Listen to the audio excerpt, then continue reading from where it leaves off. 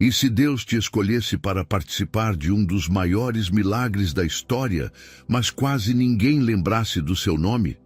E se a sua missão fosse sustentar alguém que receberia toda a atenção, enquanto você permaneceria nos bastidores? A história de Arão começa exatamente assim. Não como protagonista aos olhos do povo, mas como peça indispensável nos planos do céu. Israel vivia dias sufocantes no Egito. A escravidão já não era apenas trabalho forçado, era um peso na alma. O clamor do povo subia como um grito coletivo por libertação. Foi nesse cenário que Deus chamou Moisés através da sarça ardente, revelando um propósito grandioso: conduzir a nação para fora da opressão. Porém, diante do chamado, Moisés hesitou. Ele temia não ser ouvido. Sentia-se incapaz. Questionava sua própria voz. É nesse momento que o nome de Arão surge com força. Deus declara que Arão, seu irmão, falaria por ele. Enquanto Moisés carregaria a revelação, Arão transmitiria as palavras. Não era um papel menor, era estratégico. A libertação começaria com comunicação clara, coragem diante do poder egípcio e unidade entre irmãos. O reencontro entre Arão e Moisés não foi apenas familiar, foi profético. Dois homens com histórias diferentes, agora unidos por um propósito divino. Arão acreditou. Arão se dispôs. Arão assumiu o risco de confrontar o império mais poderoso de sua época. Diante de Faraó, não era apenas Moisés que estava ali. Era Arão quem estendia o cajado. Era Arão quem declarava as palavras. Quando o cajado se transformou em serpente, quando os sinais começaram a se manifestar, ele estava presente. Ele não apenas acompanhava, ele participava ativamente do mover de Deus. Mas sustentar um chamado exige mais do que presença física, exige fé constante. Cada negativa de Faraó aumentava a tensão. Cada praga intensificava o conflito. O povo observava, o Egito reagia. E Arão permanecia firme ao lado do irmão, sustentando a missão que Deus havia iniciado. Há algo profundamente inspirador nessa fase da vida de Arão. Ele não disputou posição, não exigiu destaque. Ele entendeu que propósito não é sobre quem aparece mais, mas sobre quem obedece com fidelidade. Enquanto Moisés recebia instruções divinas, Arão se tornava voz ativa do milagre. A libertação começou a ganhar forma. As pragas abalaram o Egito. O poder de Deus se tornou inegável. E Arão, antes apenas conhecido como irmão de Moisés, agora era reconhecido como instrumento do Altíssimo. No entanto, quanto maior o milagre, maior a responsabilidade. A saída do Egito não marcaria o fim dos desafios, mas o começo de uma jornada ainda mais intensa. Sustentar a voz de Deus diante de um rei era difícil. Sustentá-la diante de uma multidão inquieta seria ainda mais desafiador. Se no início Arão foi chamado para falar, em breve ele descobriria que liderar envolve enfrentar pressões que nenhuma palavra sozinha consegue controlar. E o deserto revelaria não apenas o poder de Deus, mas também a força e as fragilidades escondidas dentro do coração humano. Se essa mensagem já está tocando você, inscreva-se no canal, curta este vídeo e compartilhe com alguém que precisa ouvir essa história. Assim você nos ajuda a continuar levando reflexões que fortalecem a fé. Porque a jornada de Arão estava apenas começando, e os próximos passos colocariam sua coragem, sua obediência e sua firmeza à prova de maneira inesperada. A libertação do Egito não foi um ponto final. Foi o início de uma caminhada intensa pelo desconhecido. O povo atravessou o Mar Vermelho sob o impacto do impossível, mas o deserto logo revelaria que milagres não eliminam inseguranças. E ao lado de Moisés, Arão continuava ocupando seu lugar de responsabilidade silenciosa. Durante as pragas, sua participação havia sido ativa. Foi ele quem estendeu o cajado sobre as águas transformadas em sangue. Foi ele quem viu o pó da terra tornar-se praga. Cada sinal realizado não era apenas demonstração de poder, era confronto direto com a estrutura espiritual do Egito. Arão não estava atrás, estava envolvido. Quando o mar se abriu e o povo atravessou em terra seca, a cena foi grandiosa. Mas poucos dias depois, a celebração deu lugar à murmuração. Faltava água, faltava comida, faltava estabilidade. A multidão que havia cantado vitória agora questionava a liderança, e toda a pressão recaía sobre Moisés e Arão. Liderar um povo recém-liberto é mais complexo do que romper correntes. A liberdade exige maturidade, e maturidade não surge instantaneamente. Arão começou a experimentar o peso de representar Deus diante de pessoas assustadas, cansadas e impacientes. Em Refidim, quando os amalequitas atacaram, uma nova cena marcou sua trajetória. Moisés subiu ao monte com o cajado de Deus nas mãos. Enquanto os braços permaneciam erguidos, Israel prevalecia. Quando se abaixavam, o inimigo avançava. Arão, ao lado de Ur, sustentou os braços do líder até o pôr do sol. Essa imagem é poderosa. Arão não empunhava espada no campo de batalha, mas sustentava a autoridade espiritual que garantia a vitória. Ele compreendeu que algumas guerras são vencidas longe dos olhos da multidão, no lugar da perseverança. Mesmo assim, o deserto continuava expondo fragilidades coletivas. O maná precisava ser recolhido diariamente, ensinando dependência constante. A nuvem durante o dia e o fogo à noite lembravam que Deus guiava cada passo. Ainda assim, a inquietação crescia. Para Arão, o desafio não era apenas obedecer, mas manter o equilíbrio entre firmeza e compaixão. Ele ouvia reclamações, via o medo nos rostos, percebia a instabilidade emocional do povo. Cada dia exigia discernimento. A liderança espiritual não se resume a momentos de glória. Ela se revela principalmente nas crises. Arão estava aprendendo que sustentar a voz de Deus significa, muitas vezes, permanecer firme quando a multidão deseja voltar atrás. Entre milagres e conflitos, sua identidade estava sendo moldada. Ele não era apenas porta-voz, era referência visível de autoridade espiritual. Sua postura influenciava milhares. Contudo, havia um teste que ultrapassaria qualquer batalha externa. O povo ainda carregava marcas profundas da escravidão. E quando a ausência aparente de direção surgisse, a pressão alcançaria um nível inesperado. O deserto não revelaria apenas o poder de Deus, mas também as decisões humanas diante do silêncio. E Arão, que havia sustentado braços e enfrentado impérios, seria confrontado por algo muito mais sutil e perigoso: a ansiedade coletiva. Porque nem todo desafio vem do inimigo declarado. Alguns nascem da impaciência, do medo e da necessidade de respostas imediatas. E é nesse terreno delicado que a história de Arão avançaria para seu momento mais decisivo. Moisés subiu ao Monte Sinai, envolto em nuvens, trovões e glória. O povo havia testemunhado manifestações sobrenaturais, ouvido a voz que fazia tremer a terra e prometido obediência. Ainda assim, quando os dias começaram a passar e o líder não retornava, a confiança começou a se desgastar. A ausência visível gerou inquietação. A inquietação se transformou em ansiedade, e a ansiedade logo encontrou direção. Arão. A multidão se aproximou com uma exigência clara: faze-nos um Deus que vá adiante de nós. Não era apenas um pedido religioso, era um grito por segurança imediata. Arão estava diante de um dos momentos mais delicados de sua vida. Ele conhecia o poder do Deus que abrira o mar. Ele havia visto as pragas, sustentado braços, testemunhado milagres. Mas agora estava sozinho diante de milhares de vozes, pressionando por uma resposta concreta.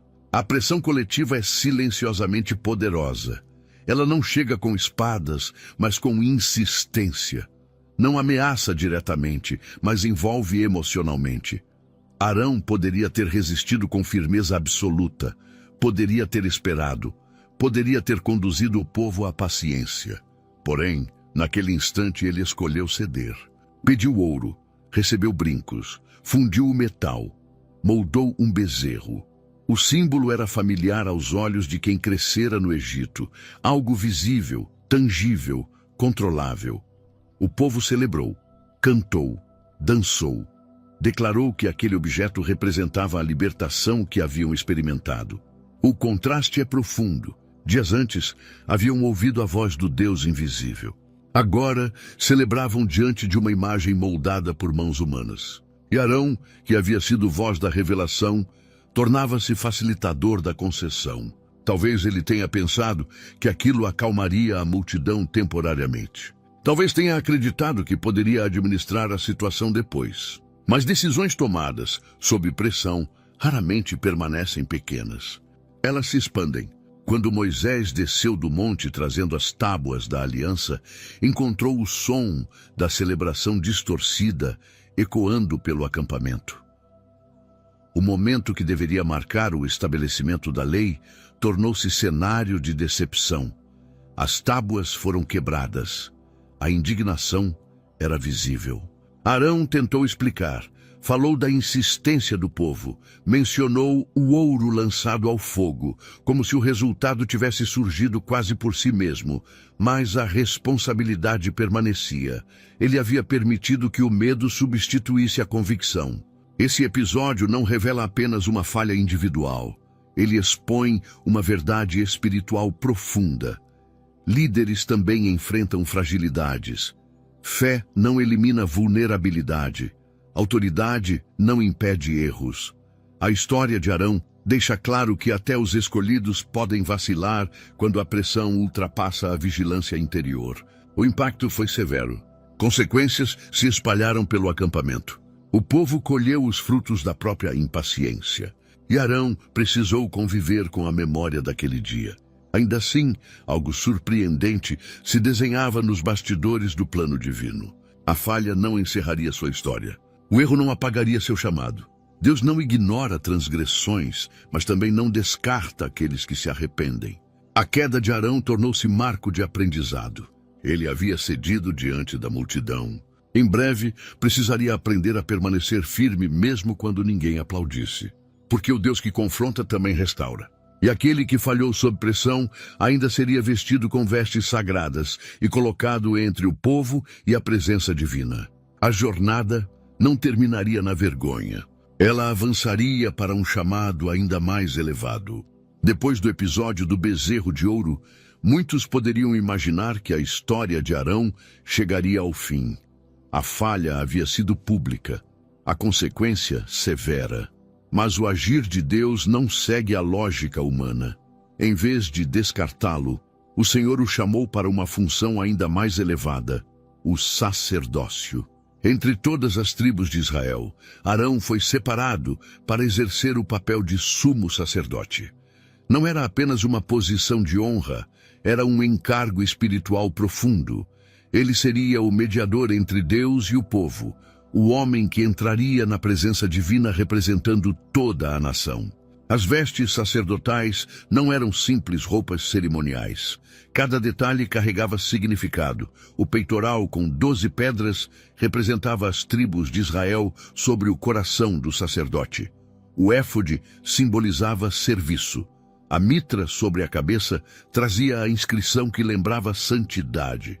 Arão não vestia apenas tecidos preciosos, vestia responsabilidade. A consagração foi marcada por rituais específicos, unção com óleo e sacrifícios. Aquela cerimônia declarava diante de todo o povo que Arão estava separado para uma missão exclusiva. O homem que havia cedido à pressão, agora era chamado a permanecer firme diante da presença de Deus. O sacerdócio exigia precisão. Cada oferta deveria ser apresentada conforme instrução. Cada gesto precisava refletir reverência.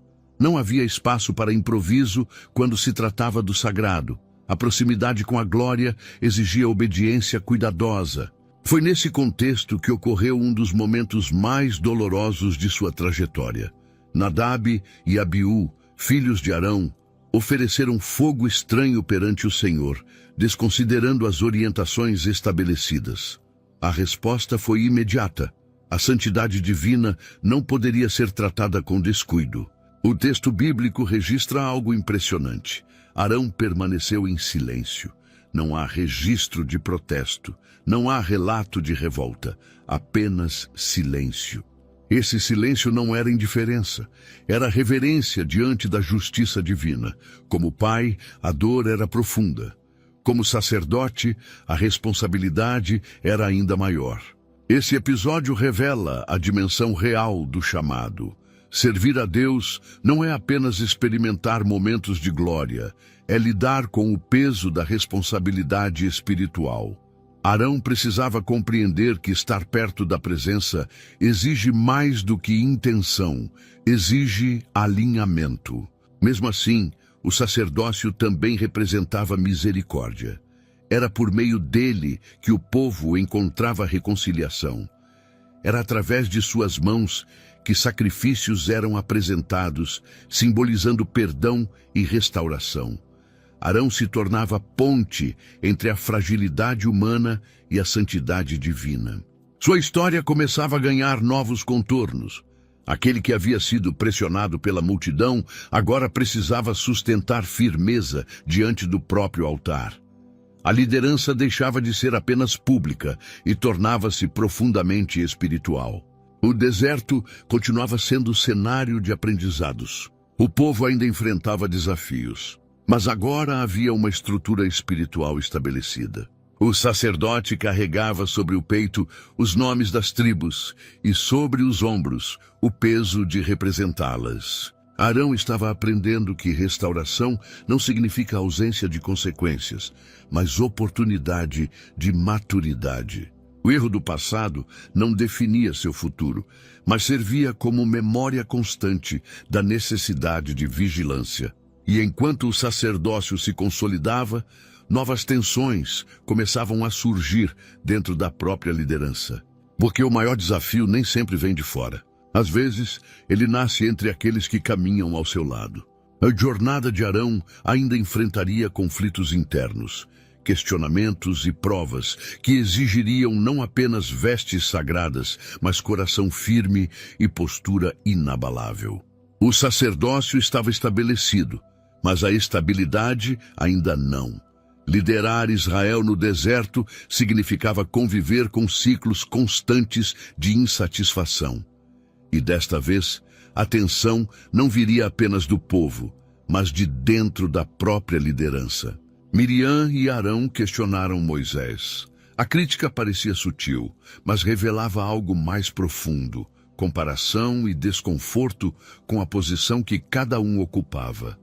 Deus interveio de forma clara, defendendo a singularidade do chamado de Moisés. Miriam foi atingida por lepra e Arão presenciou as consequências imediatas da rebelião silenciosa. Nesse momento, vemos um Arão diferente daquele do bezerro de ouro. Ele reconhece o erro rapidamente. Ele clama. Ele intercede por sua irmã. A maturidade começa a aparecer. A experiência da queda anterior havia deixado marcas, mas também havia produzido crescimento. Contudo, o desafio mais intenso ainda estava por vir. Corá, Datã e Abirão lideraram uma rebelião aberta contra Moisés e Arão. A acusação era direta.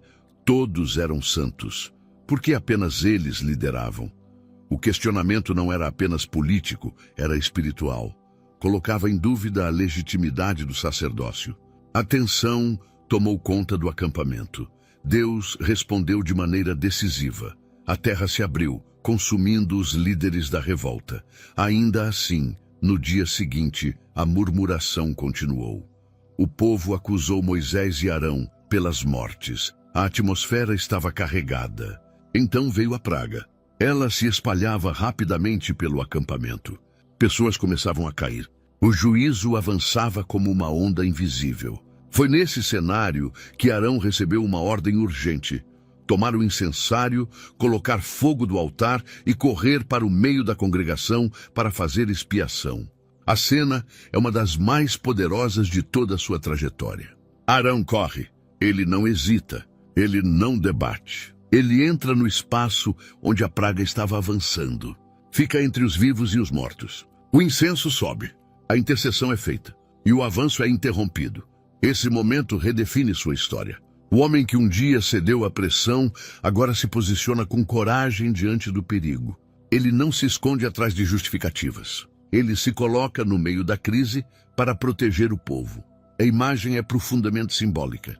Entre o juízo e a misericórdia estava um sacerdote. Entre a consequência e a esperança estava Arão. Sua função não era apenas realizar rituais, era interceder com urgência quando a vida estava em risco. Pouco depois, para encerrar definitivamente as disputas, Deus ordenou que cada líder tribal apresentasse uma vara. A vara de Arão floresceu, produzindo amêndoas. Vida brotou de um pedaço de madeira seco. O sinal era claro. O chamado era legítimo. Essa confirmação pública encerrava a contestação, mas também reforçava a responsabilidade. O sacerdócio não era conquista pessoal, era escolha divina. Arão aprendia que liderança espiritual não se sustenta por popularidade, mas por obediência. Do homem pressionado pela multidão ao sacerdote que corre para deter uma praga, a transformação é visível. Ele já não reage por medo, ele age por convicção. Mas mesmo depois de tantas provas, o deserto ainda guardava um último capítulo. Porque todo chamado terreno tem limite, e a fidelidade também é provada na forma como encerramos nossa jornada. Depois de décadas caminhando pelo deserto, conduzindo o povo entre crises, milagres e aprendizados, chegou o momento que ninguém deseja, mas que todos inevitavelmente enfrentam: o encerramento da própria jornada. Arão havia visto o Egito cair, o mar se abrir, o maná descer, a glória encher o tabernáculo. Agora, ele veria o fim de sua missão terrena se aproximar. Em Meribá, diante da falta de água, Moisés e Arão cometeram um erro ao não santificarem o nome do Senhor como haviam sido instruídos. A consequência foi clara: não conduziriam o povo à terra prometida. Mesmo líderes experientes não estão acima da responsabilidade espiritual. A fidelidade é exigida até o último dia. Pouco tempo depois, Deus deu a instrução final. Arão deveria subir ao Monte Hor, acompanhado de Moisés e de seu filho Eleazar. Não era uma subida comum. Era uma despedida silenciosa, longe da multidão, longe do acampamento. Apenas 3 homens caminhando rumo a um momento sagrado. Ali, no alto do monte, ocorreu algo profundamente simbólico. Moisés retirou as vestes sacerdotais de Arão e as colocou sobre Eleazar. A autoridade não morria com o homem.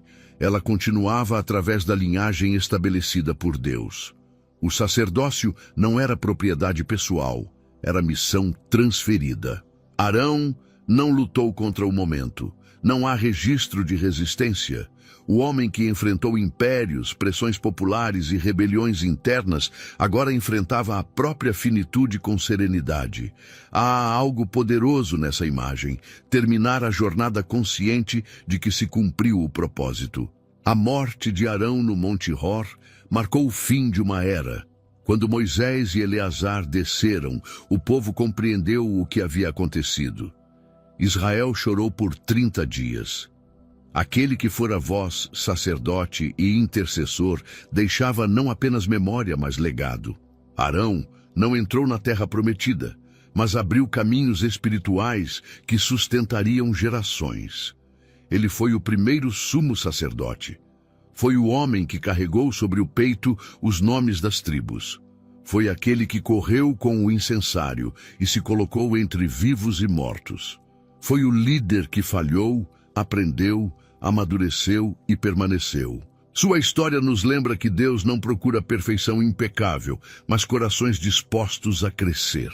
Arão começou como porta-voz de outro líder. Tornou-se símbolo de intercessão. Enfrentou fraquezas, experimentou restauração. Assumiu responsabilidades que exigiam coragem silenciosa. O Monte Hor não representa derrota. Representa a transição, representa a passagem de uma geração para outra, representa a certeza de que a obra de Deus continua, mesmo quando os instrumentos mudam. Ao olhar para a trajetória de Arão, percebemos que sua vida não foi marcada apenas por momentos grandiosos, mas por decisões tomadas sob pressão, por aprendizados extraídos de quedas e por uma disposição constante de permanecer no lugar que Deus o chamou para ocupar. Talvez você também já tenha enfrentado falhas, pressões e momentos de dúvida. A história de Arão prova que o erro não precisa ser o ponto final. Deus transforma quedas em maturidade e chama pessoas imperfeitas para missões eternas. Se Arão começou sustentando a voz de outro, terminou sustentando um legado. E a pergunta que fica ecoando é simples e profunda. Quando chegar o seu Monte Hor, qual legado você deixará? Porque a verdadeira grandeza não está apenas em começar bem, mas em terminar fielmente aquilo que Deus confiou às suas mãos.